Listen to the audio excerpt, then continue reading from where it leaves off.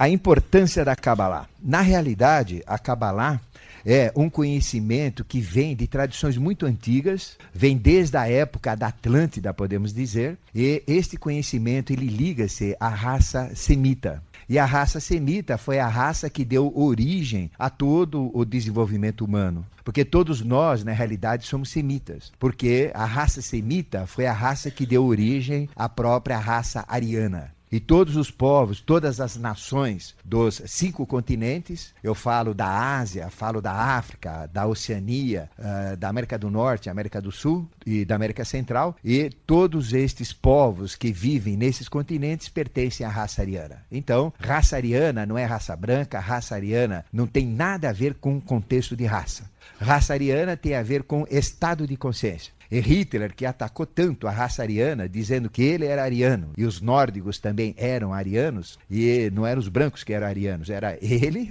junto com os alemães, e também junto com os nórdicos, que correspondia aos suecos, aos finlandeses e aquele povo descendente dos vikings. Mas o que aconteceu? Ele, na realidade, Hitler era judeu. E Hitler era um dos maiores conhecedores da Kabbalah. E Kabbalah é esse conhecimento que liga os mestres, liga os discípulos e que representa uma chave, representa uma estrutura para nós adquirirmos 100% do conhecimento que existe. E quando eu falo do conhecimento, não é o conhecimento humano, aquilo que está em livros, em bibliotecas, não é aquilo que está registrado nas escolas, nas universidades, nas culturas, nos folclores, nos povos, não é isso. Isso não é nada, isso não representa quase nada do conhecimento. Porque existe um conhecimento muito maior. Veja, por exemplo, o conhecimento que existe no reino mineral. É enorme o conhecimento do reino mineral. O homem sabe muito pouco do mineral. Extraindo apenas um pouquinho do conhecimento do que existe na areia, por exemplo, o homem conseguiu fazer vidro, conseguiu fazer copo, conseguiu fazer para-brisa de automóvel, conseguiu fazer raios laser para operações, para medições. Então o homem conhece muito pouco. Agora, e o que tem no resto do mineral? O que tem na terra de conhecimento? Porque o conhecimento está inserido na própria natureza. Então existe uma sabedoria muito grande no reino vegetal. Tirando, por exemplo, a sabedoria de uma árvore apenas, que é a árvore que a gente chama de caoutchouc ou o látex. Aí o homem fez então o quê? A borracha, fez a chupeta, fez o estilingue, fez o elástico que prende as cuecas. Então veja o conhecimento que tem. O homem não criou nada disso. Porque o homem não cria as coisas. Porque nós só podemos usar, só podemos fazer o que já existe, o que é possível. Então, a Kabbalah, ela tem todo esse conhecimento. Imagina o conhecimento que existe de todos os vegetais. A gente só falou de uma árvore, mas veja as árvores que produzem remédios. É um conhecimento para a saúde, a fitoterapia. Mas nós não sabemos nada do reino vegetal, é quase nada, é muito pouquinho dentro do que existe armazenado de conhecimento e que pode ser extraído. Veja o conhecimento que o animal tem. Se a gente somar todos os instintos, que é o conhecimento que o animal tem, somar tudo isso, veja o quanto de conhecimento tem. O conhecimento que um cachorro tem, que um lobo tem, que um urso tem, que um papagaio tem. Imagina somar tudo isso. O homem não sabe nada, nem entende direito. Mesmo os veterinários têm dificuldades de tratar os animais, de entrar nos instintos deles, porque qual seria o melhor meio de tratar um animal? É pelo instinto dele, que é a sabedoria que o animal tem. Então o instinto do animal sabe o que ele tem que comer, sabe o que ele tem que fazer, tudo que o animal tem de conhecimento está no instinto. E nós não sabemos nada do instinto dos animais. Nem do nosso a gente sabe, do nosso instinto. E veja o conhecimento que tem dentro do homem. Dentro do homem não tem somente o que a gente aprende de fora, que a mãe ensina, que a escola ensina. Nós sabemos tudo, porque nós somos deuses. Então nós temos um conhecimento dentro de nós importantíssimo, enorme, que a gente nem sabe. Nós não precisamos de mestre nenhum. Nós não precisamos de professor nenhum. Nós não precisamos estudar. Na realidade é essa. Quando? Apenas num caso. Quando eu consigo achar um caminho para tirar o conhecimento que já está dentro de mim. Porque o homem é uma quarta coisa. A mulher. Então o que nós temos dentro de nós? Todo o reino mineral, todo o reino vegetal, todo o reino animal e o próprio reino hominal. E quem que nos criou? Quem que tem a sabedoria da nossa criação? Nós mesmos. Porque nós somos deuses e nós criamos como uma centelha divina esta experiência, portanto sabemos tudo sobre nós. Mas o que a gente sabe sobre nós? Não sabemos nada. A gente pensa que sabe, mas não sabe nada. Então quando a gente fala da Kabbalah, desse conhecimento, é a chave que permite toda a sabedoria. Então imagina o quanto isso é importante. Permite saber tudo o que é possível fazer com mineral, tudo o que é possível fazer com vegetal, tudo o que é possível fazer com animal, tudo o que é possível fazer no homem, a sabedoria completa. Então a Kabbalah é muito mais ampla do que falam. Então, os próprios hebreus, os próprios rabinos, aqueles que seguem a Kabbalah, são os que menos conhecem a Kabbalah. Porque eles usam como um conhecimento deles. E a Kabbalah não é dos hebreus, é de toda a humanidade. Porque toda a humanidade é ariana, toda a humanidade é semita, toda a humanidade é descendente de uma quinta experiência que aconteceu na Atlântida, que é uma fase anterior à nossa. Nós já tivemos conhecimentos tecnológicos muito maiores do que os atuais. Eu estou falando no apogeu, no momento maior, há 56 milhões de anos atrás. Então nós já tivemos, o automóvel é uma máquina esdrúxula, uma máquina ignorante, uma máquina muito simples. Nós já tivemos máquinas muito mais complexas, tecnologias muito mais avançadas, chamadas tecnologias angélicas, numa fase anterior à Terra. Tecnologia tão grande que a bomba atômica não significa nada perto daquela tecnologia.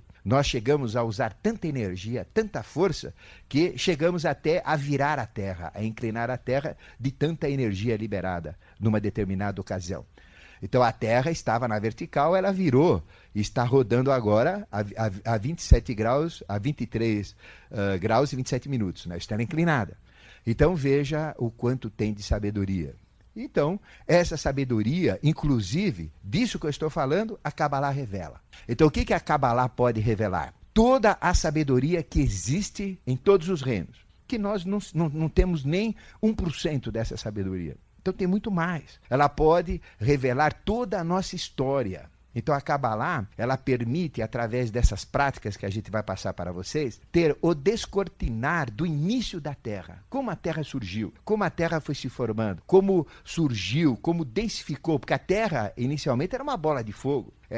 Nada mais era do que o Sol, um pouquinho do Sol, que é uma energia inteligente que se transforma em matéria, e essa inteligência a gente chama de rei do mundo. Essa inteligência está dentro de nós, no final da espinha, nós temos essa inteligência, nós temos esse fogo, nós temos essa energia conhecida como Kundalini, está dentro de nós. Então, quando a gente consegue soltar essa energia que tem um registro de todo o conhecimento, a gente então sabe tudo sobre todas as coisas, então tem um despertar muito grande. Então veja a importância que a Kabbalah tem. Ela mostra toda a história da Terra, como que se formou o reino mineral, do mineral como se formou o vegetal, do vegetal como formou o animal e do animal como formou o homem. Ela tem toda a história da humanidade, desde o primeiro homem até agora. E ela tem a história do próprio cosmos. Então veja, quando a gente fala de Kabbalah, nós ultrapassamos os limites dos hebreus. Mas falamos da Kabbalah oculta dentro dos hebreus. Poucos hebreus conhecem a Kabbalah. E não é o rabino que conhece, não são aqueles que usam como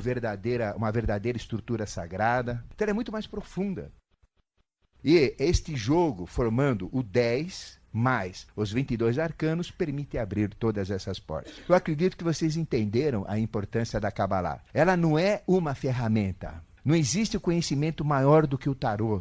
E o tarô, estruturado dentro de uma árvore, chamada árvore sefirotal, permite entender desde o início da Bíblia, que a gente chama a árvore do paraíso, a árvore do conhecimento do bem e do mal, até chegar na árvore que desce dentro da Nova Jerusalém, que é o final do Apocalipse, que representa a transmutação da árvore, acumulando todas as experiências. Então veja que todos os simbolismos falam da árvore. E a árvore das árvores, de tudo, de todo conhecimento, é esta árvore sefirotal. Aí nós falamos da importância dela e falamos também da abrangência dela. Ela é muito mais ampla. Então, acredito que quando vocês saírem hoje, vocês vão sair realmente motivados para colocarem, pelo menos à noite, no momento de reflexão, independentemente da religião, da filosofia, de quem vocês seguem ou de quem vocês não seguem, se são autodidatas, se são clarividentes, escurovidentes, pouco importa. Se joga o tarô, se não joga tarô, se joga na quina, isso não importa. O que importa é que vocês realmente usem esta última folha e usem o tarô também e comecem a mexer com isso. O que vai acontecer?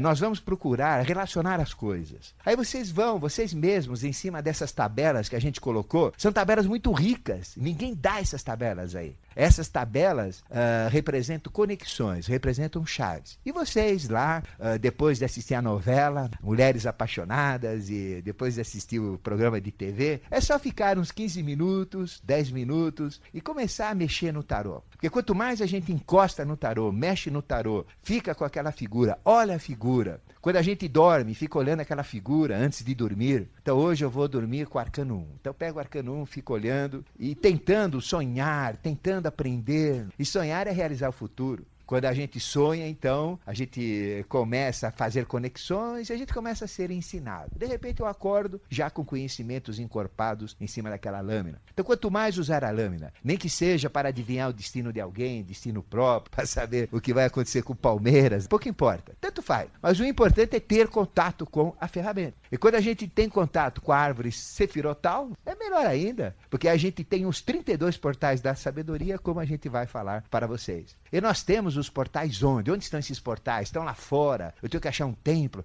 Não, está aqui dentro. Nós temos 32 portais. Como nós temos 32 dentes, como nós temos as 32 vértebras da coluna, está tudo aqui dentro. Então é só entrar dentro de si mesmo. O conhecimento não está fora, está dentro de nós. O que fazia Sócrates? Ele praticava a propedêutica. E o que é a propedêutica? É preparar o discípulo para aprendizar. Então ele chegava para o discípulo, você não precisa aprender, você sabe tudo. Mas como, mestre? Eu sou ignorante. Você sabe tudo, você sabe. Quer ver? Me responde isso. O discípulo, não sei, mestre. Mas como não sabe? Você sabe, você sabe. Não, não sei, você sabe, não sei, você sabe, você sabe. Até que azucrinava tanto que de repente falava, é isso. Saía uma verdade. Falei, de onde que saiu isso? De você, lá de dentro. Tá vendo como você sabe? Você é preguiçoso. Você não pensa, você é esquecido. Então, o que é na realidade o tarô e o que é na realidade a Kabbalah? É um remédio para a memória. É um fósforo para a memória. A gente então começa a ler e começa a lembrar das coisas. Este é o ponto importante. E o tarô, junto com a Kabbalah, desperta uma propriedade. O tarô só já faz isso, mas é mais difícil. Quando a gente tem a estrutura das sefirotes, a estrutura da Kabbalah junto com o tarô, a gente começa a ouvir vozes. Vocês lembram da história de Joana d'Arc. E quem era Joana d'Arc? Joana d'Arc nada mais era do que um aspecto do próprio João. E quem era João? João era o Cristo humano. Então existiam 3 Cristos. O Cristo humano, que era João, não o João que escreveu o Evangelho, mas o João que teve a sua cabeça cortada, o João Batista, o JB. Então esse era um Cristo humano. Não vai existir nunca um homem mais perfeito do que João. E uma mulher mais perfeita do que o aspecto de João, porque ele é homem e mulher. Então tem o aspecto feminino também. Sempre que tem um aspecto masculino, tem um aspecto feminino, porque tudo é dual. Os 12 discípulos tinham 12 discípulas, sempre tem, só que não falam delas. A mulher é sempre colocada no nível mais baixo, mas a mulher é muito maior do que o homem em termos de espiritualidade.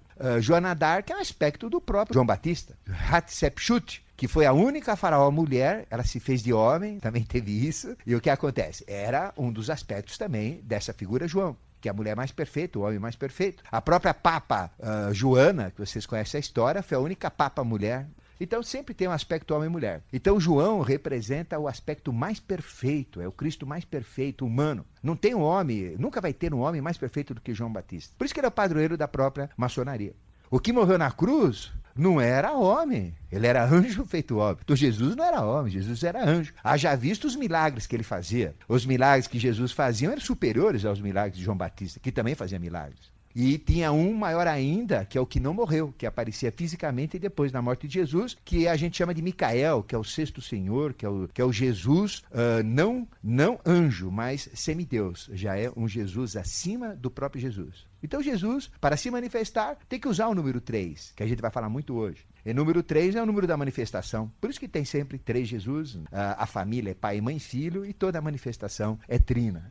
Joana d'Arc, que eu estava falando, ouvia vozes. Vocês conhecem a história de Joana d'Arc? Ela ouvia vozes. E tinha a voz que dizia o que ela tinha que fazer. Aí dizia que ela era pirada, cheirava cola, que era doida, que era louca. Então o que acontece? Não, nada disso. Ela ouvia vozes porque existe uma maneira da gente conversar com Deus. E essa maneira da gente conversar com Deus não é falando, ele não fala com a gente, oi, tudo bem, como é que vai a sogra aí, como é que tá isso, aquilo, o emprego. Não, ele não fala assim. Mas ele coloca o conhecimento dentro de nós. Então é aquilo que a teosofia, Deus, Sofia, sabedoria, a sabedoria de Deus acontece. Como é que ela acontece? Através da voz do silêncio. Como Helena Petrovna Blavatsky, HPB, que foi aquela que trouxe a filosofia para o mundo, realmente ensinou. É a voz do silêncio. Então, quanto mais silêncio eu conseguir, quanto mais quietude eu conseguir ter no meu interior, quanto mais apagado eu estiver do mundo, um zero total, como se eu estivesse morto, como eu me sentisse nada, eu viro tudo.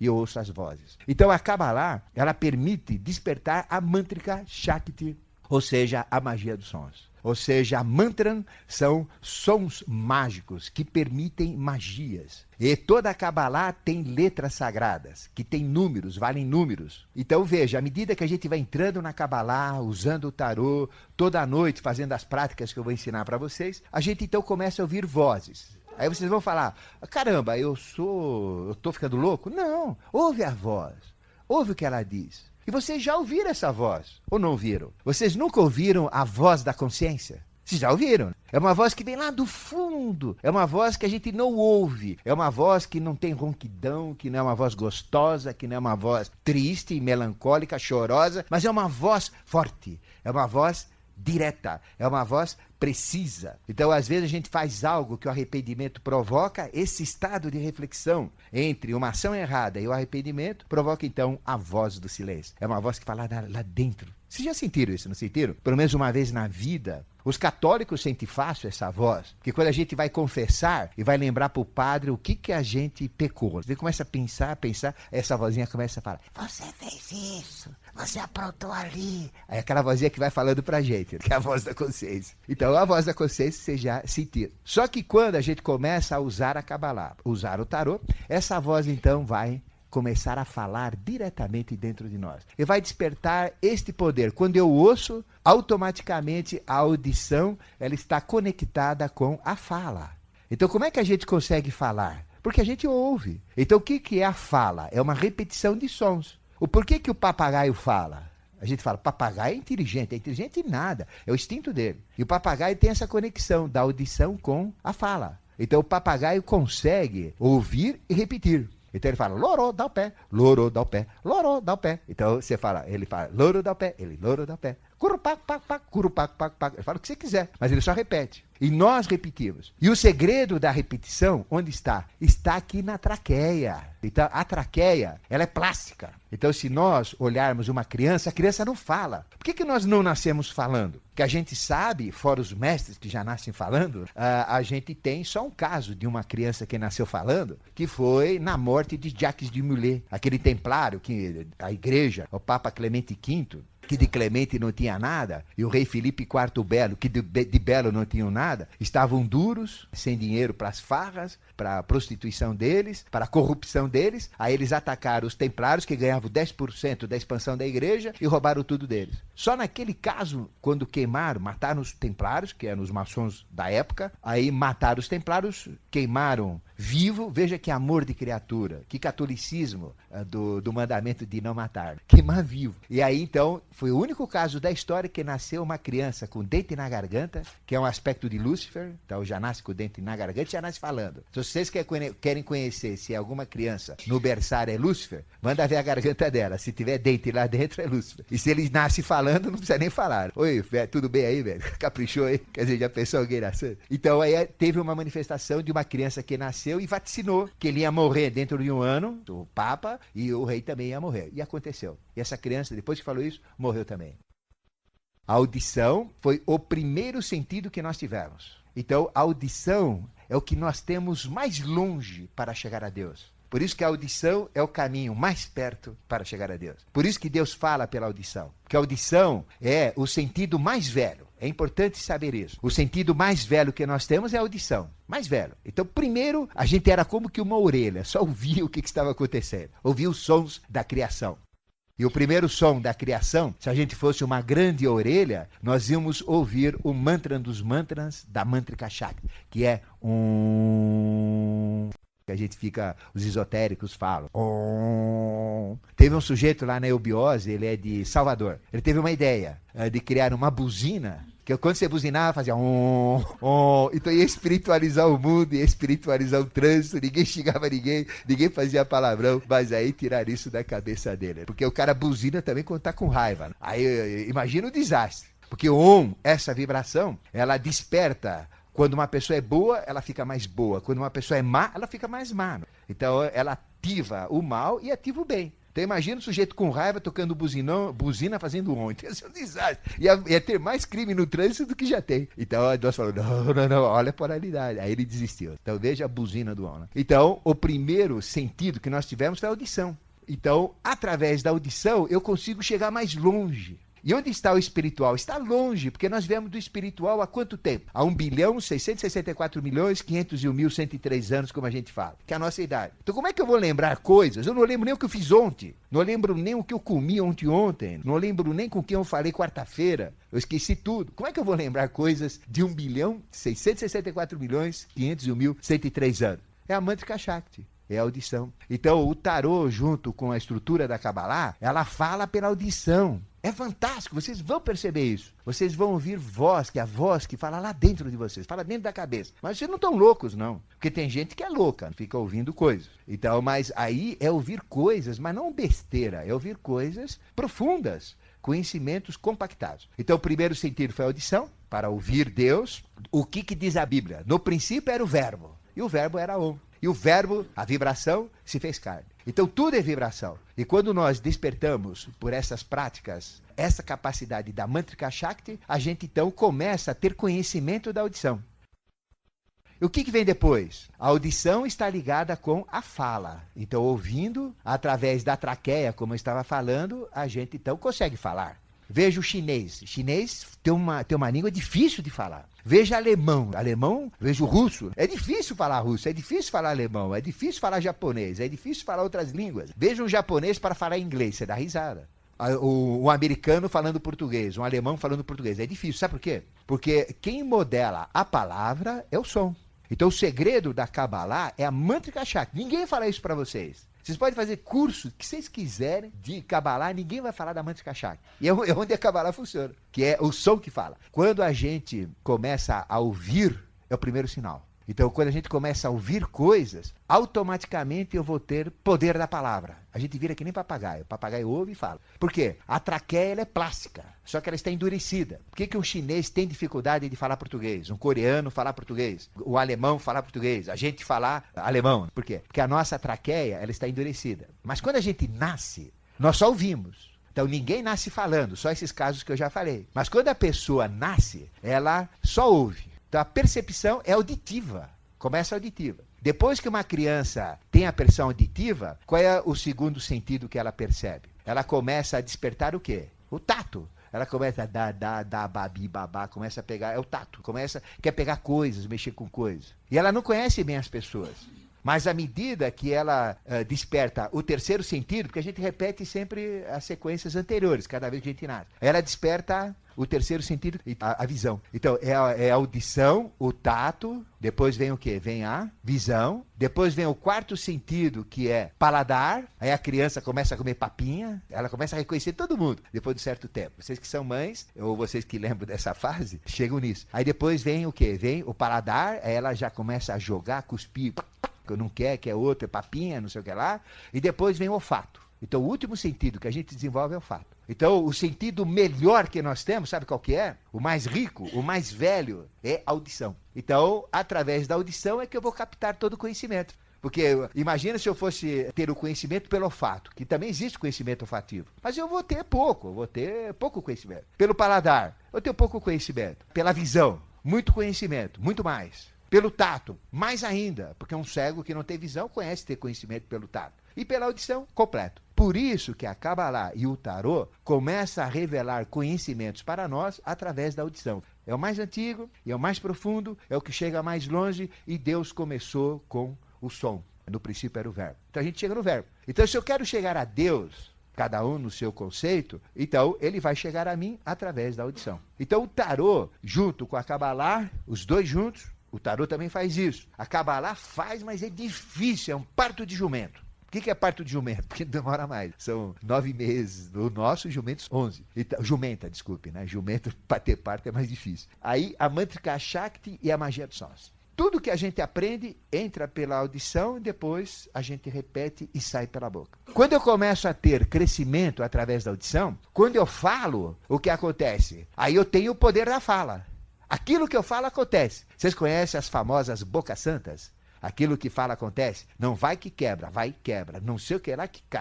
Então, caramba, o que o sujeito fala acontece. O que a mulher fala acontece. Então, essa pessoa já tem audição. Com certeza. São pessoas que ouvem e depois falam. Então, veja, automaticamente a Mantrika Shakti, ela começa com a audição e depois vem o poder da fala. Aí o poder da fala é que vai fazer a capacidade de vaticinar, a capacidade de trazer o conhecimento de dentro para fora, de ter contato com os oráculos. Aí vocês vão entender o que é um oráculo. Oráculo é a entidade que fala dentro de uma manifestação, dentro de um templo, dentro de alguém que recebe uma inspiração. Aí vocês vão saber o que é inspiração. Inspiração é essa voz que fala lá dentro e que entra como conhecimento dentro de nós. Ou seja, como é que vocês vão adquirir conhecimento? Saber tudo sobre tudo que vocês quiserem. Pela voz que fala. E que é essa voz? É uma voz de um não sei que lá, de um anjo? Não, é exatamente a voz de vocês mesmos. Que é a voz do silêncio, é a voz do mestre interno que vai falar. Então veja, toda a Kabbalah junto com o tarô, ela permite então desenvolver a clareaudiência, que é a primeira capacidade de quem começa a fazer essas coisas, e a partir de hoje, hein? Então a partir de hoje, eu já aviso vocês, não se preocupem se ouvirem vozinhas. Se vocês começarem a ter a voz da consciência mais precisa, isso é importantíssimo, que é a maneira que a gente conversa com a nossa realidade e com outras realidades. E depois disso vem a segunda fase, que é a Mantrika Shakti. Aquilo que você fala, acontece. Quem que é mago? É aquele que usa a Mantrika Shakti. Jesus não fazia milagre com a boca fechada, ele falava. Então ele praticava a Mantrika Shakti. Você sabe do que ele falava. Levanta e anda. Ressuscita. Então ele dava ordem. Agora vocês vão entender o que é Kabbalah, em cima do que eu falei. Não adianta falar que Kabbalah é tradição oral. Isso, mas o que é tradição oral? Tradição é o que vem do passado. Aí vocês vão entender a riqueza do que é Kabbalah. Então o que é Kabbalah? Tradição oral. Mas como oral? Primeiro, ela é passada de boca a ouvido como nós estamos passando. A passar. É o que todo mundo vai falar por aí. Mas a tradição oral não é essa. É essa que eu estou falando. É trazer o conhecimento mais antigo, que é o som, através da captação do ouvido, pela voz da consciência, e esse conhecimento vai sendo colocado dentro de nós, como inspiração. Isso é Kabbalah. Essa é a verdadeira Kabbalah. A maçonaria tem Kabbalah. Ela está com a perna quebrada. Mas não tem tarô. Então como é que ela vai conseguir? Ela tem a porta, mas não tem a chave. Ela tem a chave, mas não tem a porta. Então tem que ter os dois. Então, a gente está recebendo um impulso muito forte para levar dentro da maçonaria. Eu não sou maçom, não sei como é que eu vou fazer isso. É levar o tarô lá dentro. Então, toda palestra que a gente dá dentro de loja maçônica, principalmente em graus filosóficos, a gente joga então o quê? Tarô. Então é tarô direto, para ver se o pessoal acorda. Então, o maçom faz viagem astral, estuda Kabbalah, estuda isso, estuda aquilo, mas não tem a chave completa. É a palavra perdida que eles estão procurando. É o tarô. É a palavra perdida, ninguém sabe. Então tá aí. Então veja, tradição oral é isso. Então, Kabbalah é tradição oral. Passada de boca a ouvido e recebida de ouvido para a boca. É o contrário. Então, à medida que eu recebo a voz que me fala, a minha boca começa a falar as coisas que vão acontecer diretamente. E aí vem a voz do silêncio que eu falei e vem os oráculos. Então, oráculo é aquela voz que fala para nós, que é a voz das pitonisas do antigo Egito, que ficavam no templo de Delfos. Elas dormiam com serpentes amarelas,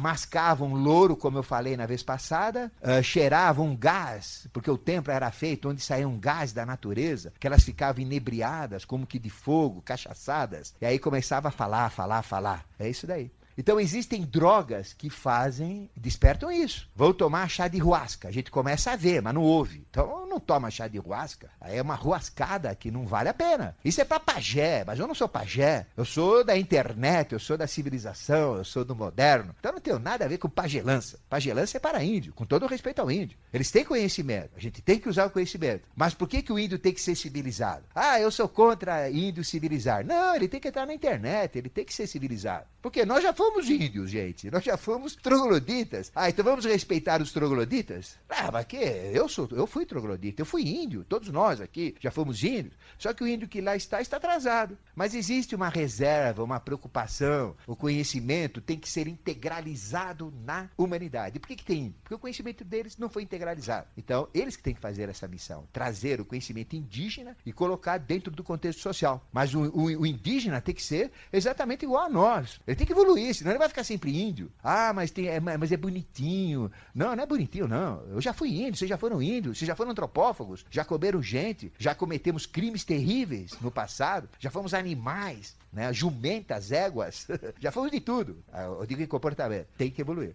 Porque não é falar Kabbalah, é tradição oral. E todo mundo fala isso, da boca para o ouvido. É tradição oral ao contrário. Então tudo vem pelo ouvido. Então fiquem atentos quando vocês estão à noite, sozinhos, em silêncio, mexendo com o tarô. E junto com a Kabbalah. Tentem ouvir. E na hora que ouvir, não se assuste, não. Faz de conta que não viu. Para continuar falando. Se você falar, o que é isso? Aí você, pronto, aí já some, a vozinha já apaga. Porque ele é muito sutil. Então faz de conta que não está ouvindo, né? Distraída, não é só de olho. É como a gente está ouvindo uma fofoca. Né? A gente chega lá perto, põe um orelhão lá e fica ouvindo. É assim que vocês têm que fazer. E aí, a Kabbalah é exatamente isso. Então, é simples o que é Kabbalah. É começar a despertar, é a ferramenta para despertar. Primeiro, o quê? Clareaudiência. Então é isso que a gente quer que aconteça com vocês sejam clareaudientes. O que é clareaudiência? É ouvir, claro, ouvir preciso, ouvir conhecimento superior que vem de dentro para fora. Da clareaudiência, é o primeiro sentido que o tarô desperta. Qual é o segundo sentido que ele vai despertar? Tato, é o segundo sentido. Então, primeiro vai despertar a audição, segundo, tato. Quando vocês tiverem o tato, vocês vão mexer no tarô, o tato vai sentir a carta. Vocês que jogam tarô, quantas pessoas jogam tarô aqui? São poucas, mas jogam. Quantas que mexem com o tarô, mas não jogam? Tem mais? Então, o que acontece? Vocês mexem com o quê? Com o pé? Com a boca? Com a orelha? Não, você mexe com a mão. Então, é o tato. Então, primeiro, a audição. Aí, o segundo é o tato. Aí, você, pelo tato, você tem um sentido que você coloca a carta onde deve colocar. Por isso que não existe disposição do tarô. Não adianta a gente falar. Nós vamos fazer para o tarô menor. Nós vamos dar o curso dando disposição como joga mesmo, para falar das personalidades, como joga e tudo mais. Atendendo o pedido do nosso amigo lá. Que eu achei muito inteligente para a gente fazer. E prático também.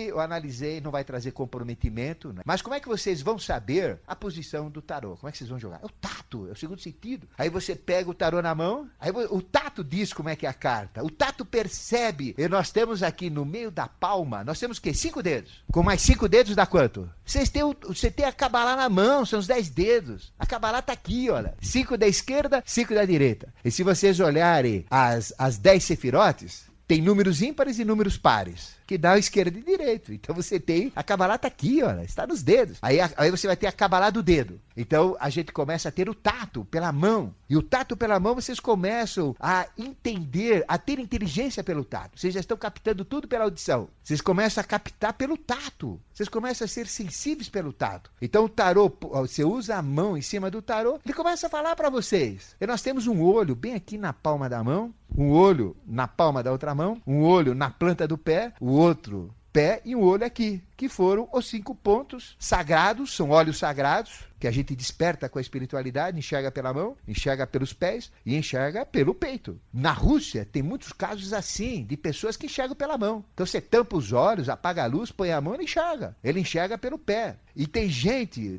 na Rússia foram feitas muitas pesquisas, principalmente pelos americanos, porque os russos tinham essa capacidade. E quando havia Guerra Fria, o que acontecia, né? Os americanos ficavam preocupados com os russos, porque os sensitivos russos, que é uma quantidade muito grande de sensitivos russos, é uma raça que tem muito sensitivo, então os russos fossem entrar nos mistérios maiores, ou nos segredos americanos. Né? Então eles atacavam os sensitivos, pesquisaram muito. Aí vem essas pesquisas que a gente chama espiritualistas americanas, que eram científicas. Bom, a gente tem um olho aqui. E esse olho é que vai te acordar. Então o tarô, junto com a Kabbalah, vai despertar o olho, e as 10 sefirotes nos 10 dedos, nas 2 mãos, vão te dar a polaridade da esquerda, polaridade da direita. Aí você pega o tarô e o tarô fala com você. Aí você começa a ouvir. Então, vai chegar no segundo momento. Primeiro, o que acontece? Eu tô brincando lá, brincando no bom sentido. Mexendo, tal, né? Porque não se brinca com coisa séria. Mas a gente tá jogando, aí começa a ouvir. Vem uma vozinha, é uma consciência, me traz uma lembrança.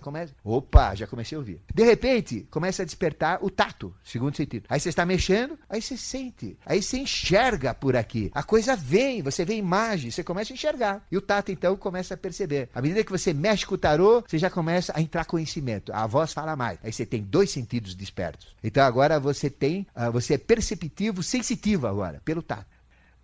O terceiro qual que é? Visão. Então o primeiro vem a Mantrika Shakti, som. O segundo é o tato. 2 sentidos já ficam perfeitos. Aí vem o terceiro, que começa a se desenvolver. Qual que é? A visão. E qual é o primeiro sinal? Começa a ver cores. Eu começo a ver cores. Aí eu começo a ver o quê? Eu começo a ver a cor azul. Alguém aqui vê a cor azul de vez em quando fecha os olhos? Quantas pessoas veem a cor azul?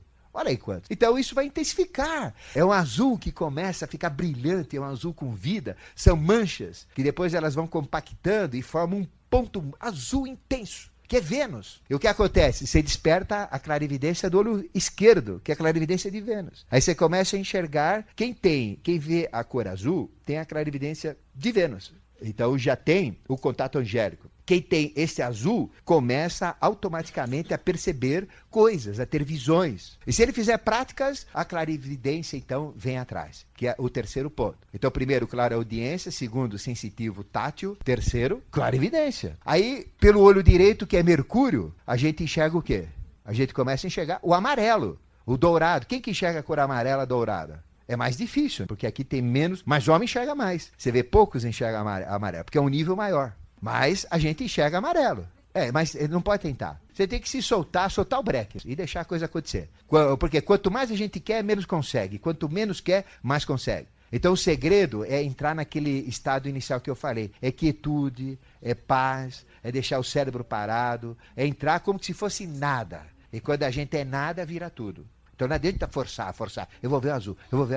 Não adianta. Deixa lá. Não quer nem ver. Esquece. De repente ele vê. Então, a clarividência azul é a clarividência de Vênus, olho esquerdo, e clarividência amarela, dourada, tudo que é claro assim, seria a clarividência da outra cor que é amarelo. Aí, azul mais amarelo dá o quê? Verde. Então vem uma clarividência verde. É quando as duas estão acordando. Então a gente começa a ver o verde. Alguém vê verde? Vendo o verde, são os dois juntos. Vendo amarelo para a direita, vendo azul para a esquerda. E à medida que a gente começa a ver o verde, aí vem todas as cores. Aí a pessoa pode ver vermelho, pode ver as 7 cores. Quais são as 7 cores? As 3 primárias, que são vermelho, amarelo, azul. E as 3... Eu estou falando fisicamente. E as 3 secundárias. Vermelho mais azul dá violeta. Azul mais amarelo dá verde e amarelo mais vermelho dá laranja. Aí vê laranja. E vê rosa, que é a cor maior, que é a cor síntese de todas. Pode ver a cor branca e pode ver a cor negra também. A gente vê uma escuridão total, ou vê uma claridade total. Então, desperta o terceiro sentido, que é a clarividência. Aí qual seria o outro que, como eu falei, nas raças foram desenvolvidos? Qual seria o quarto sentido? O quarto sentido é paladar. Então a gente começa a despertar o paladar, porque ele é mais novo. Então começa a despertar o paladar. Então, à medida que a gente desperta o paladar, o que acontece? A gente começa então a ter percepções pelo paladar. Chega perto de uma pessoa que não presta, uma pessoa problemática, a gente começa a sentir um gosto ruim na boca. Ou então chega perto de uma pessoa boa, sente um gosto gostoso na boca. Então, pelo paladar, a gente também é sensitivo. Então, é sensitivo pelo paladar. E depois, continuando nessa prática, vem o último. Qual que é o último? É olfato. A gente, então, desperta através do tarô e da Kabbalah. É isso que importa vocês saberem. É isso que importa vocês desenvolverem. É isso que importa vocês captarem. Então, pouco importa se vocês estão entendendo o que eu estou falando, pouco importa se vocês sabem hebraico, pouco importa o tarô, o quanto vocês conhecem ou não conhecem. O que importa é a transformação, porque essa é uma ferramenta de transformação. E atenção naquilo que percebe. Audição, tato, visão, paladar, olfato. Aí vocês estão, então, entrando em contato com os anjos. Estão entrando em contato com os elementais. Porque que entidade é que desperta a audição? Anjo. Então, quando vocês começam a ouvir, já tem o anjo. Veja que mecanismo sagrado, que mecanismo de proteção que é o tarô e a Kabbalah. Não tem problema nenhum. Ele é perfeito. Então, o primeiro que a gente começa a perceber é o anjo. E o anjo, como é que a gente tem contato? Pela audição, porque é o verbo, é a própria vibração. Então, é o mais antigo. Então, o anjo representa a própria expressão de Deus. O nosso contato com Deus tem que primeiro passar pelo anjo. Então, é o anjo. Então, o anjo, eu vou ter um contato com ele, pela audição. Aí, depois vem o tato. Quem que provoca o tato? É o que está mais próximo do anjo, que é o elemental da natureza, que é o silfo. Então, aí vem o silfo. E o que o silfo criou? O homem. Então, vem o anjo, vem o homem. Então, é o silfo. Aí eu começo a ter contato com silfos, que é o conhecimento de todo homem. O que é silfo? É a inteligência que criou o homem. É a força criadora que criou todos os seres humanos, desde o início até o final. Então, essa força que criou tudo, teve uma inteligência que é o anjo. Então, a inteligência que é o anjo, que se manifesta pela audição. Aí vem a segunda força, que é a segunda capacidade, que é o tato, que é o silfo, que é a força que criou o homem. Então, o anjo é a inteligência. E depois vem as forças criadoras. Então, o anjo é a inteligência que a gente percebe pela audição. Aí, a primeira força que criou o maior reino que tem, que é o nosso, chama-se silfo. E o silfo a gente percebe pelo tato. Então, quando o anjo me solta o silfo dentro da prática, aí ele me desperta o tato. Aí eu sinto o tarô pela mão. Então começa a entrar conhecimento pela mão. Aí depois vem o outro que é visão. A visão, quem que é a força relacionada à visão? O que desperta a visão? É a salamandra. Então a salamandra que causa fenômenos luminosos. Então esses fenômenos tipos neon, fenômenos de luzes, bolas de luz, o próprio fenômeno UFO que a gente conhece, é a própria salamandra. E a salamandra mexe com o quê? Mexe com os instintos, tem tudo sobre o animal. Então traz o conhecimento do animal pra gente. A gente sabe sobre o animal. Por que existe uma girafa? Por que a girafa tem pescoço comprido? Para usar gravata? Por que existe o leão? Então, é o instinto. Então a gente sabe tudo sobre o animal. E a gente vai aperfeiçoando os nossos sentidos, sentimentos, emoções, sabe tudo sobre o animal. Então são as salamandras. Então depois, qual é o outro que vem? É o paladar. Então o paladar são ondinas. Então ondina é o elemento água. Então a gente sabe tudo sobre o reino aquático. E o reino aquático, o que ele provocou? Exatamente o vegetal. Então eu começo a saber tudo sobre o vegetal. Então depois, qual que é o último? Olfato. E o olfato liga-se ao reino mineral. Aí chego no mineral. Então, eu venho do anjo, aí vem o conhecimento do homem, aí vem o conhecimento do animal, vem o conhecimento do vegetal e vem o conhecimento do mineral. E mineral é gnomo, e gnomo a gente percebe pelo olfato. Não porque o gnomo fede ou é perfumado, mas ele trabalha o fato. Aí o que acontece então? O que a Kabbalah faz? Ela me coloca em contato com o anjo e eu percebo o anjo pela audição. Me coloca em contato com o silfo, eu percebo pelo tato. Me coloca em contato com a salamandra, eu começo a ter visão, efeitos visuais e começo a ver coisas. Me coloca em contato com o paladar, aí eu começo a ter percepções do vegetal. E me coloca em contato com os silfos, que é o olfato, e eu conheço então o mineral. Conclusão, para que serve a Kabbalah? Para conhecer tudo, para conhecer, ter a sabedoria do anjo, ter a sabedoria do... saber o que o anjo, através do silfo, construiu, que é o homem. Saber, através do anjo, o que a salamandra construiu, que é o animal. Saber, através do anjo, o que a ondina criou, que é o vegetal. E saber, através do anjo, o que o gnomo criou, que é mineral.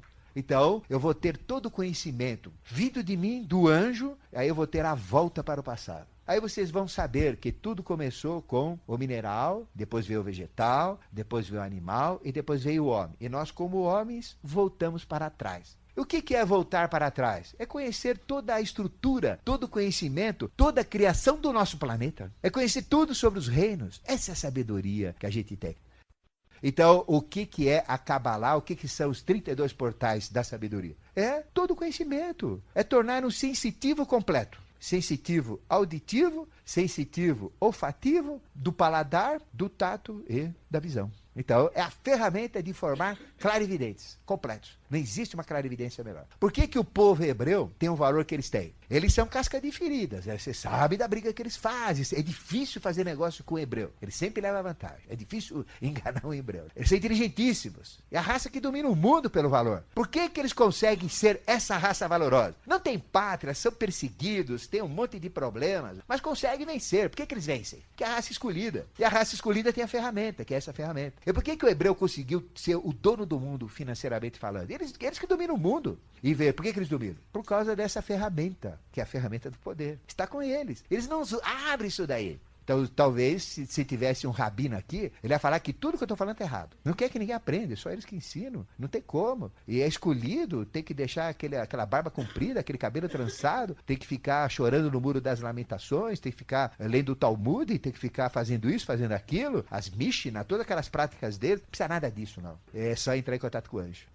E aí vão abrir os 32 portais, que a gente vai explicar, e é o conhecimento completo. Então nós temos um portal, que é o portal angélico. Temos o outro portal, que é o portal do homem. O outro portal, que é o portal do animal. O outro portal, que é do vegetal, e outro portal, que é do mineral.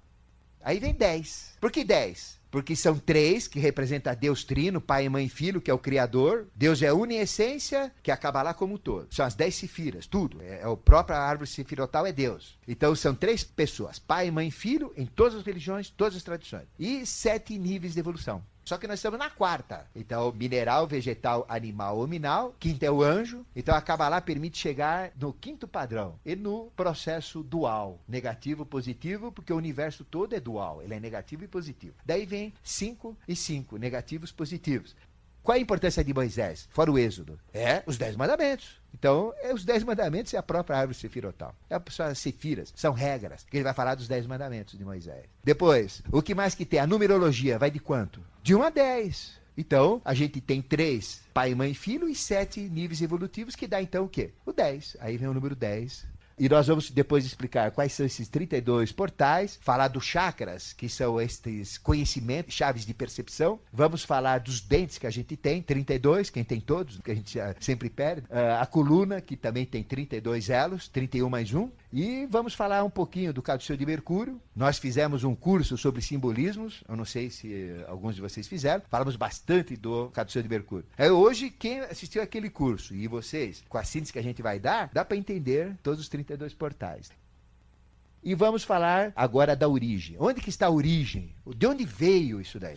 Então, qual é a história do povo hebreu? Quem que deu origem ao povo hebreu? Chama-se Abraão. E onde ficava Abraão? Em Ur, na Caldeia. Onde ficava Ur, na Caldeia? Bagdá. Então, veja, ciclicamente, o judeu toma bronca, o judeu recebe cargas kármicas, encrencas, porque eles estão envolvidos com o processo da humanidade inteira, porque toda a humanidade, repetindo, é descendente de semita, todos nós, independentemente da raça que a gente fala. Porque quando a gente fala raça semita, não é raça física, é estado de consciência. E o estado de consciência de toda a nossa raça está aqui, é exatamente na árvore sefirotal. Então, a origem de toda a Kabbalah veio do Sefer Yetzirah. E o que é Sefer Yetzirah? É o livro da criação. Aí vocês vão entender que Kabbalah é a tradição oral, dada de boca ao ouvido, que vem através da audição, de tudo isso que eu falei. E a Kabbalah, ela tem todo o conhecimento da criação. Por isso que chama livro da criação. Então teve a criação do mineral, do vegetal, do animal, do hominal, e quem criou, que é o anjo, que são as inteligências criadoras. Então por isso que chama livro da criação. Aí não precisa entender o que é Sefer Yetzirah, é entender o que a Kabbalah representa, toda a criação. E quem que escreveu? Abraão. Então Abraão que é o patriarca, então é o livro de Abraão. Então Abraão escreveu algum livro? Escreveu. Esse livro que a gente está falando, é a própria Kabbalah. E naquela época não tinha escrita, é por isso que ela vem na tradição oral. Mas é a maneira de Abraão. E quem foi Abraão? Abraão foi Jesus. Abraão foi Buda. Abraão foi Krishna. Abraão foi mais de 100 Zoroastros. Abraão é o primeiro. Então, Abraão representa o primeiro avatar da raça ariana dentro da nossa manifestação. Né? E Abraão é um dos 7 aspectos. Na China nós tivemos Forri, no Japão primordial, são seres que não são divulgados, mas a tradição japonesa tem um japonês primordial que deu toda a origem. O Masaharu Taniguchi hoje é uma expressão dele, daquele ser primordial. É sempre assim. Então nós temos 7 seres, que toda a evolução surgiu da meseta do Pamir, que fica onde está o dedo do Afeganistão. O Afeganistão termina como um dedo. Acima tem o Kadjaquistão. E o Kadjaquistão é onde começou a raça ariana, lá em cima do dedo do Afeganistão. E toda vez que tem uma mudança racial, como está acontecendo agora, uma mudança da humanidade, uma mudança de ciclo, aquela região, ela sofre vibrações muito fortes. E as hierarquias ficam naquela região. Então, nasceu lá. Através do quê? De 7 rishis, que são os 7 mestres da humanidade. Que a gente fala dos 7 mestres ascensionados, que deram, então, toda essa evolução que a gente conhece, em grupos centenários. Então, origem de tudo que a gente está falando é Abraão. É próprio Abraão, livro da formação ou livro da criação, que é a mesma coisa.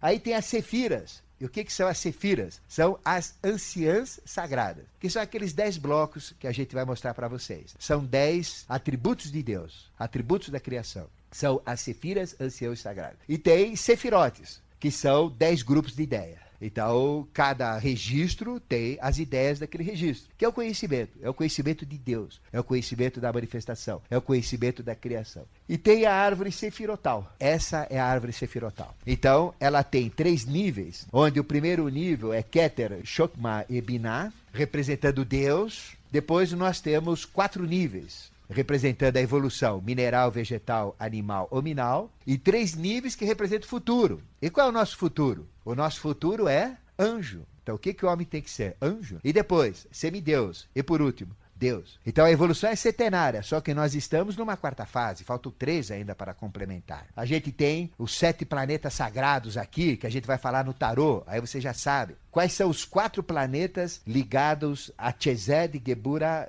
Tiferet e Vitória? 4 planetas. Nós temos Saturno, nós temos Sol, temos Lua e temos Marte. São 4 planetas. No futuro, quais que vão ser? Vênus, quinto, depois vem Mercúrio e vem Júpiter. Então nós temos os 7 planetas. Ou seja, nós temos 3 mais 7. 7 reinos, 7 planetas e toda a evolução centenária. Por isso que dentro da estrutura da Kabbalah, nós temos que dividir as coisas. Ou seja, nós temos o passado, que é Deus que criou. Então, se eu usar o tarô para o passado ligado com a Kabbalah, é a origem. Tenho que ir para Deus. Então, eu vou usar o primeiro nível, que é passado. Então, serve para o passado. Lembra que eu falei que tem todo o registro desde a origem, que vem desde a criação, no princípio era o verbo? Então, é o passado. Então, se a gente fala Keter, Chokmah e Binah, é o registro do conhecimento passado. Se eu quiser usar o tarô acoplado com a árvore sefirotal, naquele grupo das 3 é passado. Eu quero saber passado de uma pessoa. Eu fico lá em cima. É isso que vai me falar do passado. Se eu quiser saber do presente, presente é o que tem aí, é mineral, vegetal, animal, minal no momento atual. É presente, os 4 reinos. Se eu quiser saber dos 4 reinos, quais que são? Chesed, Geburah, Teferet e Vitória. E se eu quiser saber do futuro? É porque o tarô é completo. Ele fala do passado, fala do presente, fala do futuro. A árvore sefirotal é completa, é passado, presente e futuro. Então, é Hod, Yesod e Malkut, os 3 de baixo. Então, os 3 de cima falam do passado, 4 falam do presente e 3 falam do futuro. Aí a gente tem os 3 níveis do tarô, os 3 níveis da Kabbalah. Depois, na prática, a gente vai ver melhor. Bom, complementando o que a gente falou, Tabaim são tipos de judeus que eles começaram a desenvolver esse trabalho no século II a.C.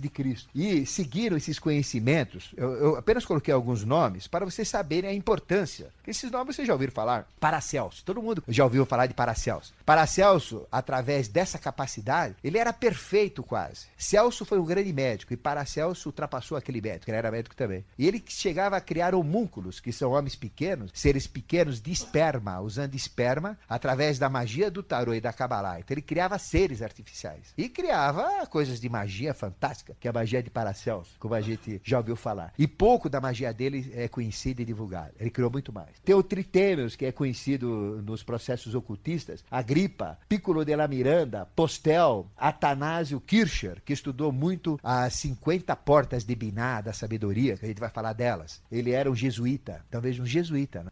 Ocultista, então também tem isso dentro da igreja.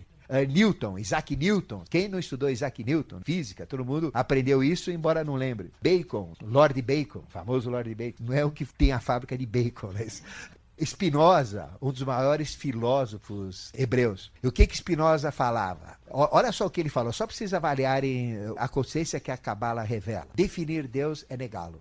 É a famosa frase de Spinoza, né? Definir Deus é negá-lo. Porque definir é dar fins. Vem de definir. Eu não posso dar fins, limites, nomes a algo que é infinito. Então Deus não tem nome. Porque se eu dou nome, ele é limitado. Porque para dar nome, ele tem que ter uma textura, uma configuração, um tamanho, uma forma, qualquer coisa. Deus não tem nome. Por isso que ele não tem nome. Deus não tem nome. Por isso que falar que Jesus é Deus, não é nome. Jesus é um aspecto de Deus. Fantástico, mas não é Deus. Deus está acima de Jesus. Então por isso que Melquisedeque tem nome. Mas não é indefinível. Não tem como dizer como é Melquisedeque. Porque ele é superior a Jesus, mas já dá para ter uma ideia dele. Então Deus é maior que Melquisedeque ainda. Então Deus é todo o universo. Como é que eu vou definir o universo? Não tem como. Definir Deus é negá-lo. Veja que coisa fantástica. Tivemos Leibniz, esse grande matemático de cálculo superior. Isso daí me deixava estudar noites a fio quando eu fiz engenharia, né? É uma loucura. Dante, o famoso Dante. Pitágoras, o mestre Pitágoras. E de Pitágoras vem Sócrates, vem Platão, vem Aristóteles. Então todos esses seres. Então veja a importância da Kabbalah. Só que não era essa Kabbalah dos hebreus, mas era a estrutura que eu estou passando para você. O que interessa é a estrutura. Então você não precisa praticar hebreus, ou estudar hebreu, estudar letras. Não, é só usar o tarô e usar a estrutura, entender o que é aquilo e a coisa acontece. Porque não adianta fazer 5 anos de curso. A gente poderia dar hebraico, falar tudo para vocês 5 anos aí. E daí? É importante vocês hoje, em poucas horas, saírem daqui compactados do que interessa, né? Da essência do que é o conhecimento.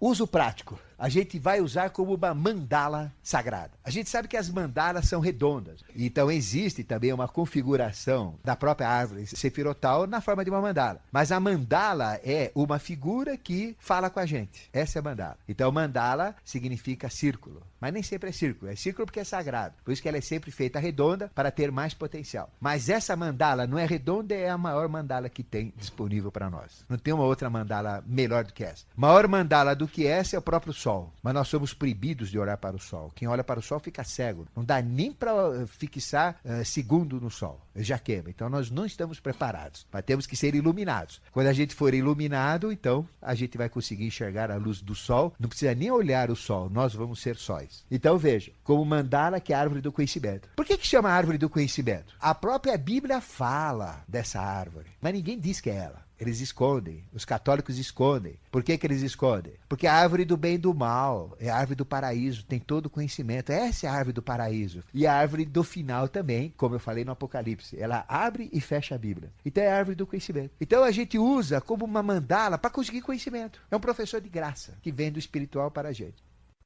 O uso das sefirotes polares, tudo é polar, no quaternário inferior, entre 3 mundos inferiores e 3 mundos superiores. Os mundos superiores são passado, os mundos inferiores são futuros e o mundo presente é o real. Então todo mundo fala, a gente diz da terra oca, a gente fala dos mundos interiores. Então não adianta fazer um buraco no chão que vocês não vão achar nada lá, vão achar terra e vão achar fogo lá para baixo. Mas são mundos espirituais. Então tudo que vai ser criado no futuro são esses mundos que criam. Então a gente vive entre 3 mundos, que a gente chama mundo do passado, mundo do presente e mundo do futuro. Mas vamos falar do que a gente vai fazer como um sanduíche. Tem o mundo do futuro, passado, o mundo do presente lá para dentro da Terra, o universo é o passado, e o futuro nosso está dentro da Terra, nesse ponto, e o presente, os 4 reinos. Então aqui tem 4 pontos que nós devemos trabalhar. Vingança em vitória. É praticar Chesed, que é uma das partes que a gente tem. A fraqueza em justiça e poder, que é Geburah. A feiura, o mal, feiura como mal, em beleza, que é Tiferet. E praticar a derrota em vitória, ou a ignorância e sabedoria, derrota e vitória. Então, esse é o ponto. Agora, vamos fazer uma análise do povo hebreu? Vamos. Eles são riquíssimos, são poderosos. O povo hebreu usa da vingança. É direto. Papum. Cada um que morre paga 10. Cada hebreu que morre tem que morrer 10 árabes. A regra é essa, 1 para 10. Regra da Kabbalah, 1 para 10. Então, veja.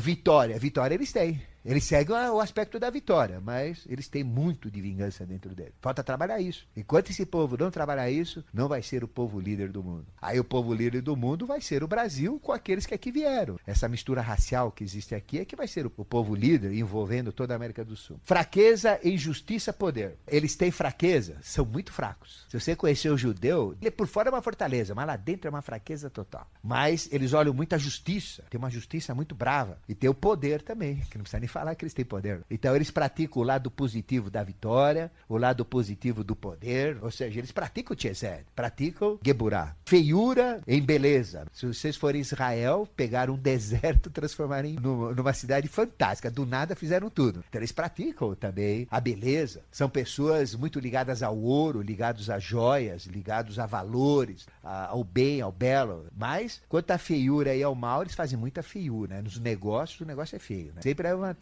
Nos aspectos, assim, de não respeitar o próximo. Eles são os que têm mais preconceito do mundo, que é uma coisa muito feia. Eles são preconceituosos. Então, eles têm muita coisa feia dentro deles. E é isso que eles não trabalham. Mas a beleza por fora tá certo. Aí a derrota e vitória. É um povo lutador. Realmente eles buscam a vitória e são vitoriosos. A gente conhece a história desse povo. Com todas as dificuldades, eles são vencedores. Mas eles não aceitam a derrota. Então tem que trabalhar a derrota também. Ou seja, eles trabalham o aspecto positivo, que é bom, né, isso? Porque para a gente conseguir coisas positivas, a gente tem que ter algum trabalho no negativo, senão não chega no positivo. Mas eles têm que trabalhar mais aquilo que eles ainda têm de negativo. Aí seria esplendoroso, né? Um povo fantástico. Né? E é isso que a gente tem que fazer, trabalhando vingança, Chesed, fraqueza, injustiça. Por que eu coloquei isso? Porque quando a gente começar a olhar as sefirotes, quando começar a mexer com o tarô, a gente vai ver então que as 10 sefirotes, ou as 10 sefiras, os conhecimentos compactados, falam de coisas bonitas, tem nomes bons. Mas não é só bom, eles têm a contraparte, tem o negativo. Então fala, por exemplo, poder. Qual é o contrário de poder? Fraqueza, ou falta de poder, opressão, o que vocês quiserem que corresponde a poder, naquilo que vocês analisarem. E cada bloco daquele, ele tem duplo sentido. Aí só mostra o positivo, mas tem o negativo. Por exemplo, reino. Reino o que é? É você comandar, reinar. O que seria contrário de reino? Anarquia. Ninguém comanda nada. É uma bagunça total. Então é reino, você tem que sempre olhar o oposto. Bom, dentro da estrutura, o que a gente vai perceber? 3 divisões. Uma chamada gemátria. A gemátria é dar valor aos números. Porque Deus é um grande matemático. Então a gente pode então associar a numerologia com a Kabbalah. Porque vai de 1 a 10, então a gente pode associar diretamente a numerologia com a Kabbalah. Então cada palavra tem número e tem 3 classes de números. Os números na Kabbalah vão de 1 a 9, como na numerologia, vão de 10 a 90 e vão de 100 a 900. Então são 3 faixas. Mas em que reino que nós estamos? Isso é importante a gente falar. Vocês vão ver que as letras, a gente tem uma tabela que a gente vai abrir depois, vão de 1 a 10, ou 9, 1 a 9, vão de 10 a 90 e vão de 100 a 900. Mas onde é que nós estamos? No 4. Então vai até 400. Por isso que chega até 400. E a pessoa fala, mas caramba, mas por que não tem o 500, não tem o 600? Vai até 400. Porque nós estamos até 400. E 400 é o número da Terra. Lembra que a gente falou que uma mulher, ela tem o padrão evolutivo dentro dela? Uma mulher, ela tem 400 óvulos, desde a primeira menstruação até a menopausa. São 400 óvulos. Dividido por 10, 40 filhos ela teria capacidade. 9 meses mais um de preparação, que seria o mês da próxima gravidez. Então ela poderia ter, se a mulher ficasse constantemente grávida, paria grávida, poderia ter 40 filhos. E 40 filhos de 4 tipos. Aí deu 10. E o 400, o 4, assim por diante. Bom, a segunda divisão prática chama-se notaricon. Então, o notaricon, como mexe com palavras, sons, automaticamente, a hora que eu começo a ouvir sons, e o som, ele vai falar, ele vai me provocar a mantika shakti, a fala, e som e fala eu consigo captar pela letra. Então, quem não é analfabeto, quem sabe ler, o que ele faz? Lendo, ele consegue imaginar o som. Por exemplo, eu leio cadeira, mas eu sou capaz, então, de ouvir cadeira, né? Então, a cadeira me ajuda a ler. Como é que eu aprendo a ler? Ouvindo. Então, quem lê bem, quem ouve bem. Então, à medida que eu começo a ler, eu começo a ter letras. Então, a letra está ligada com a audição, que é o sentido mais velho. A letra está ligada com a fala. Não está ligada com a fala? Eu não posso falar a letra, a palavra que eu estou vendo. Então, está ligada com a fala. E com o que mais que ela está ligada com? Ela está ligada com a visão? Eu estou vendo. Então, eu já tenho a audição, eu tenho a visão e tenho a fala, quer dizer, a capacidade da fala, que é o paladar. E tenho o que mais? Tato, ela está ligada com o tato? Sim, é o braille, é uma linguagem tátil. Ele está ligado com o olfato? Também está. Porque à medida que a gente começa a perceber os sentidos, você vai ver que os sentidos, eles se misturam. Então, por exemplo, a música tem cheiro. Nós podemos ver o som. Nós podemos ouvir o paladar. Então, os 5 sentidos estão interligados. Então, à medida que eu desenvolvo um sentido, eu entro nos outros. Automaticamente, ele interflui nos outros. Então, se eu tiver uma audição desenvolvida, ela me interfere no olfato, no paladar, ela mexe com todos. Então, é possível ver sons, é possível ouvir paladar, é possível sentir pelo tato, por exemplo, a visão. Os 5 sentidos, na realidade, são canais de percepção. E nós podemos captar tudo pelos 5 canais. Tudo que vocês sabem até hoje, tudo que vocês aprenderam até hoje, como é que vocês aprenderam? Pelos 5 sentidos. E esses 5 sentidos mudam. Eles se interferem, se interagem. Então, o notaricon, ele começa pelo desenvolvimento das capacidades de cada um usando a ferramenta. Ele começa, então, a sentir e a ler coisas que estão escritas de uma maneira mágica. Porque livros sagrados têm palavras mágicas. E as palavras mágicas não são escritas explicitamente. Às vezes ele usa a primeira e a última letra. Às vezes ele inverte a palavra. Às vezes ele usa 2 de uma, mais 2 da outra, mais 2 da outra numa sequência. Então a Bíblia, ela tem esse conhecimento. E já fizeram estudos da Bíblia nos Estados Unidos, como já me perguntaram no último curso, onde através de computador consegue tirar textos pegando palavras avulsas. Mas lógico que pega. Aí o que provaram? Que isso estava errado, essa teoria. Existem até livros publicados. Por quê? Pegavam Playboy, pegavam jornal, Gazeta Esportiva lá, e davam o mesmo resultado. Então não é a própria estrutura da língua que permite pegar palavras e compor outras coisas. E saem coisas bonitas. Isso não é chave nenhuma. Mas existe uma chave oculta. Existem palavras perdidas, palavras sagradas, que estão dentro da Bíblia. Então, a hora que a gente começa a ter a clara audiência, começa a ler, começa a estudar, começa a praticar esse notárico. A gente começa vendo as palavras, de repente sai uma palavra na minha cabeça.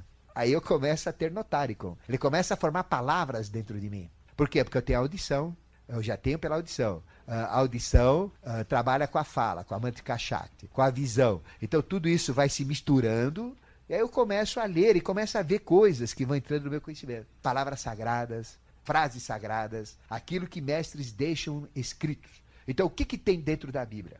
O que tem dentro de livros sagrados de todas as tradições? Existem textos que somente a Kabbalah libera por esta prática chamada notárico. Então eu começo a ler, mas eu já estou sendo clarividente, eu já estou ficando com os sentidos espertos. Então eu enxergo frases, enxergo palavras, e o conhecimento entra dentro de mim. Então na Bíblia tem verdades que a letra mata, esconde. E o notárico solta. Então o que acontece? À medida que a gente pratica notárico, pratica Kabbalah, tarô, eu começo a ler coisas que não estão escritas no livro, mas estão nos livros. Isso chama-se revelação. Aí eu começo a ter revelação. Veja, as revelações são incompletas. De um mesmo trecho do Novo Testamento, quantas religiões saíram?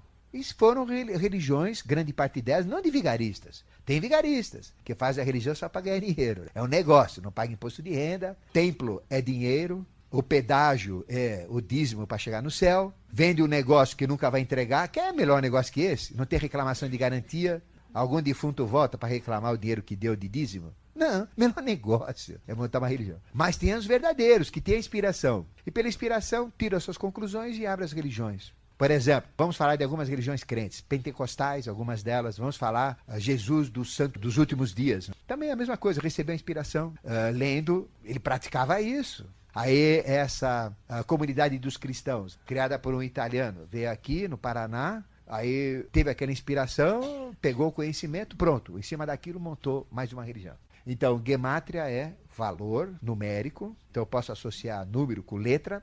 Notaricon é falar dentro de nós uma coisa diferente do que eu leio. Ou usa a primeira palavra, a última, compõe palavras, frases, sílabas. E Teburá representa a mudança de uma palavra por outra, que é parecida com a outra. Ela é um pouco diferente. Ou seja, eu leio Pedro, mas para mim é poder. E se você pegar Pedro e mudar as palavras, dá poder. Você pega, por exemplo, como notárico, mas isso vem direto. Então, aquilo que é o notárico realmente passa pela Temurá.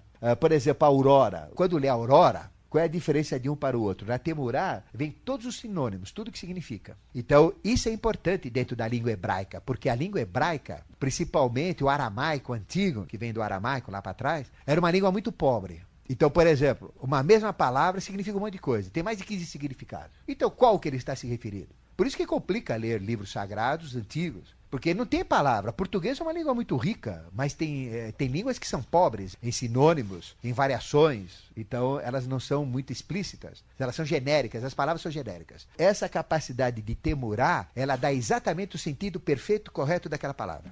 Por exemplo, tem uma palavra que às vezes a gente lê, é escrito irmão. Que é o que os crentes brigam. Uns falam que Jesus teve irmão, outros dizem que Jesus não teve irmão. Então, irmão podia ser amigo, podia ser companheiro, podia ser sócio, poderia ser cunhado, poderia ser primo. Então, o que é? Ele é primo, é cunhado, irmão, sócio? Eu não sei o que é. Aqui a gente tem essa riqueza. Diz exatamente o que é. Então, eles não têm. Por isso que isso aparece na língua deles. Mas na nossa, vem direto, é muito mais fácil. Então, Temurá, a gente percebe pelo notárico. Então, no nosso já está dentro. É uma língua rica, portuguesa. E outras línguas. Eu não sei a língua japonesa se é rica assim, ou se ela tem é mais apertado. O russo também, não sei, né? Então, independentemente, por exemplo, se eu tenho um raciocínio russo, porque o russo pensa diferente de português, português pensa diferente de alemão, alemão pensa totalmente diferente.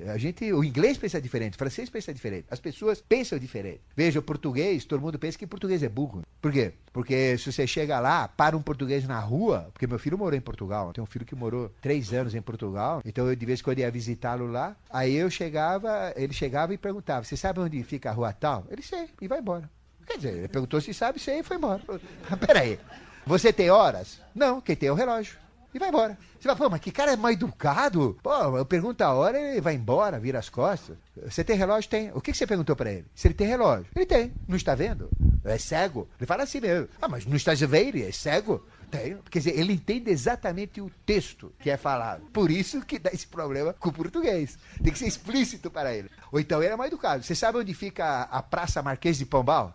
Mas raios, eu moro aqui há 50 anos. Como é que eu não vou saber a praça mais principal de Lisboa? Ah, vai te escutar o gajo, né? Começa a xingar assim, né? Então é explícito, não tem conversa. Alemão pensa sempre pelo lado mais complicado. Alemão complica tudo, vocês já viram? Então você pede para o alemão fazer um negócio, ele vai fazer pelo lado mais difícil. Por isso que eles são persistentes, por causa do próprio raciocínio. Eles pensam pelo lado mais complicado. Fazem tudo pelo complicado, não fazem pelo fácil. Então você pega o japonês. O japonês é detalhista. Ele não consegue pegar uma coisa geral assim. Ele é detalhista, ele tem que ter o detalhe. A própria escrita é detalhista, toda a estrutura é detalhista. Então eles são ricos em detalhes. A comida é detalhada, tudo é detalhado. Então eles são detalhistas. Por isso que eles são especialistas. São grandes médicos, grandes e tudo, porque eles são especialistas. Agora você pega italiano. O italiano é generalista, é tudo ali por fora, entendeu? É tudo mais ou menos, é tudo faz de conta, é que não é, faz de um jeito que dá certo. Então cada raça tem uma especificação. E quando a gente pratica temurá, independentemente da raça, a gente começa a entender as coisas dentro da raça de cada um. Dentro do fator genético de cada um. Né? Então isso é automático. Isso não é para ser praticado, é automático, ele vai surgindo nas pessoas. Automaticamente vocês vão começar a sentir número, associar número com carta, associar número com palavra. Você não precisa ficar decorando. Vocês podem até praticar. Aleph é o A nosso, vale 1. Pronto, então já sei, Aleph é 1. Aí, bom, como é que chama? A. Então, 1 mais 1, 2. Pronto, aí eu já estou sabendo cabalar. Então vocês podem até fazer isso, ajuda a desenvolver. Mas eu quero dizer que tudo isso acontece de uma maneira assim, natural, tudo, não precisa forçar nada, não precisa ficar quebrando a cabeça, é só praticar.